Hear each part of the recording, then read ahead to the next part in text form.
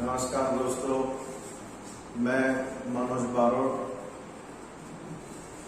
आपसे एक इम्पोर्टेंट माहिती शेयर करना चाहता हूँ। टॉपिक है विश्व में सबसे खुश इंसान कौन है? क्या आप उससे मिलना चाहते हो? प्रश्न मुश्किल है, उत्तर उससे भी ज्यादा मुश्किल है। आश्चर्य की बात यह है, अभी अमेरिकन रिसर्च हुई है कि दुनिया का सबसे खुश व्यक्ति जो अपने पिछले 32 साल में एक बार भी दुखी नहीं हुआ, तो वो व्यक्ति है मैथ्यू रिचर्ड्स। दोस्तों, मैथ्यू रिचर्ड्स का जन्म फ्रांस में हुआ था।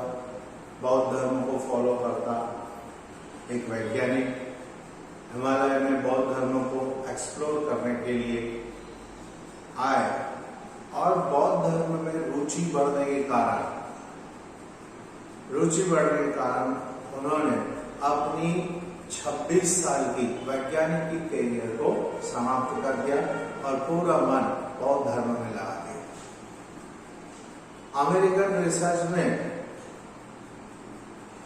उनके मन मस्तिष्क पर 250 सेंसर लगाया गया और प्रतिकूल स्थिति में उनका मन दुखी होता है कि नहीं, ये जानने के लिए इन सेंसरों द्वारा रिपोर्ट्स बनाई गई और आश्चर्य रूप से प्रतिकूल स्थिति में भी मैथ्यू अपने खुशी का स्तर को जारी रखते हुए रिपोर्ट्स में पाया गया कि उनके मन मस्तिष्क में गामा तरंग पाई जाती है और यही रहस्य है उनकी खुशी का।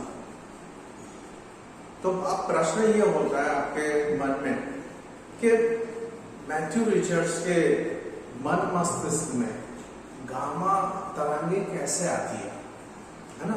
तो ये तरंगे हम इंसानों में क्यों नहीं होती?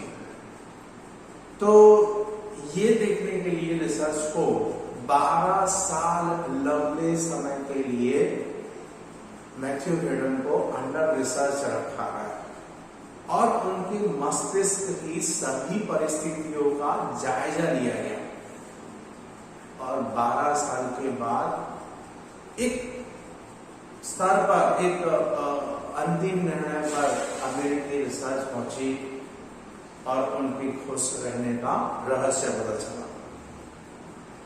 यूएन ने पिछले वर्ष 2000 साल में, यूनाइटेड नेशन ने 2000 साल में विश्व का सबसे खुश व्यक्ति मैथ्यू रिचर्ड्स को घोषित किया।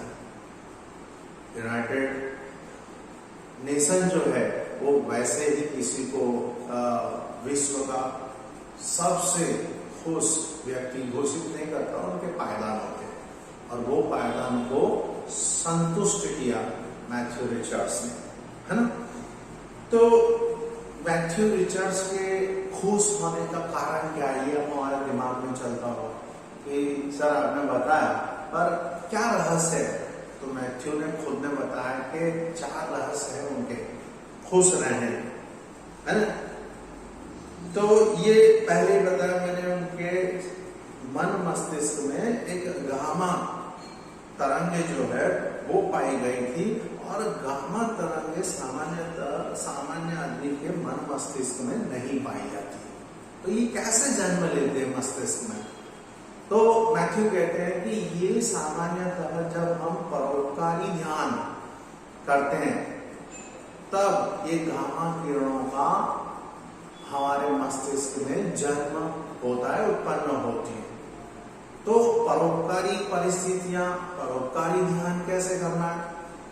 तो उन्होंने बताया कि सबसे पहले तो हमें इस मैं को हमारे मन मस्तिष्क में मिटाना है। क्यों?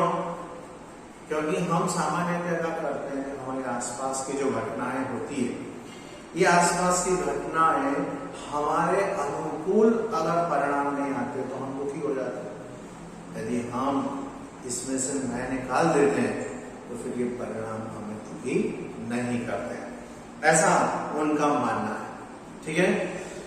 फिर फिर दूसरी बात उन्होंने की कि हमारे मन में जो है वो 4 प्रकार के जो खुशी का स्तर होता है उसे मेंटेन करने के लिए 4 प्रकार के केमिकल्स आ गए और ये केमिकल्स है डोपामाइन, ऑक्सीटोसिन, सेरोटोनिन एंड एंड्रोफिन्स। अब ये चारों जो है वो हमारे खुशी के स्तर को कम ज्यादा करने में काफी प्रभाव करते हैं हमारे मस्तिष्क में, है ना।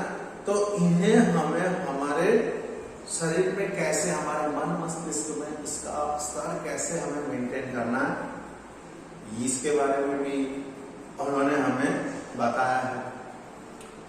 मैथ्यू आगे बढ़कर कहते हैं कि ये चारों केमिकल्स जो खुशी के लिए जिम्मेवार है उसे हम हमारे मन मस्तिष्क में 5 अलग अलग प्रकार की कसरत करके, एक्सरसाइज करके हम उसका स्तर हमारे मस्तिष्क में लगातार मेंटेन कर सकते हैं।